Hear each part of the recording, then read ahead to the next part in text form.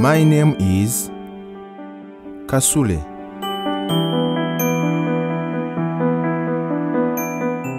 Mathias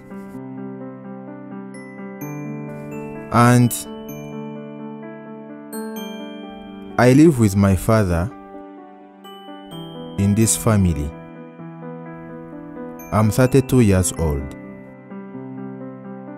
I work from home,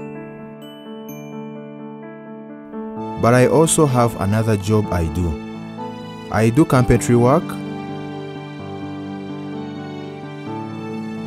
I make doors and windows.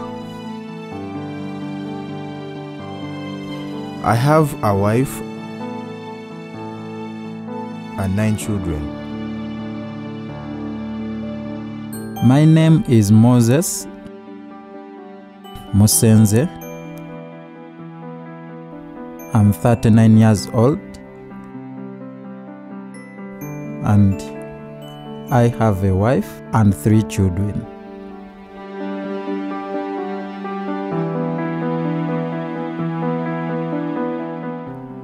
And my mother is still living, but my father passed on. I stay in Bugembe town. Growing up, I realized my family used to speak a lot to me, and I wouldn't understand them. They would give me orders, but I couldn't understand what they are saying, and there was no interpreter, so I used to roam around in the village. So, eventually, they managed to get me a sponsor to pay for my school, and that was the first time I saw an interpreter. Right here at home, they used to complain a lot, but the interpreter managed to let my family understand that I'm a deaf child, and so they shouldn't treat me the way they are. So, from then on, my family changed the attitude towards me, and we had a good relationship with the family. They got to understand that I'm using sign language and not spoken language. I was born hearing and I went to the normal schools. I went on progressing, and then at the age of 12, I was in primary 6. I lost my hearing. I got sick. I had malaria. It was too much malaria that affected my hearing. I would always hear sounds in my ears, and I was taken to hospital. They checked and realized they couldn't help, so I continued still in the school of hearing children. At first, my family was resistant to me taking part in beekeeping, but I came with an interpreter who explained to them, and eventually they accepted. So we cleared the land and took measurements.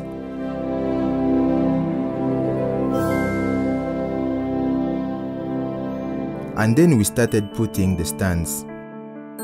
Eventually, we put up the hives,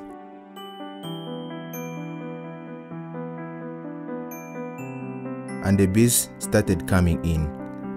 I always kept checking, and with time, the colonies grew, and then the other hives also got colonized.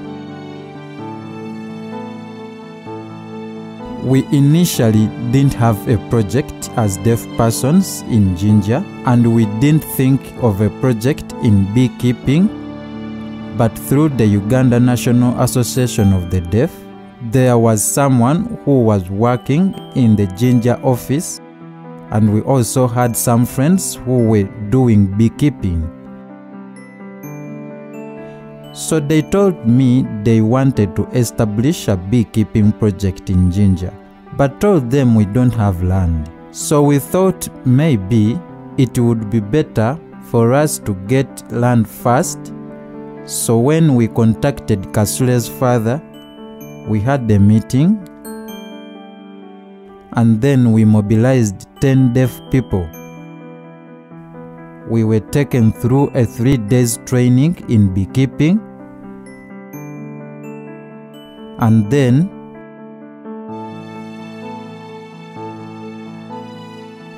we were promised to be availed with equipment. So when we discussed with Dad here, he accepted to give us land. And because Kasule has carpentry skills, he helped us set up the site. As deaf persons, we've benefited because we now have skills of how to do beekeeping and how to keep our apiary in good condition. And we feel very confident now that we have the bees and we have the project, so we are doing our work on our own. Deaf people can easily do beekeeping as long as they have skills, like how to attract the bees, because sometimes someone may put a hive somewhere and it is not colonized, and also how to harvest. But I feel if there is equipment, deaf persons can be able to take part in beekeeping. Beekeeping is not something hard to do. It's easy and anyone can do it. Deaf person can do it. It's just important to learn, because most times when we see it for the first time, we can't believe we can do it. Most times deaf persons come here and ask who gave us the training. So I'm sure if we train deaf persons and they understand, they can be able to get this knowledge and also start up projects of their own and also support other deaf persons. This is a pilot project that we did for the deaf people in Jinja. This is just a start, and so we are hoping to use this to teach other deaf persons too. This project has been successful and we encourage other deaf persons to engage in beekeeping.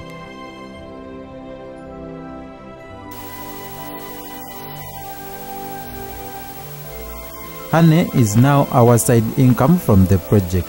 We get some money that we use to cater for our basic needs.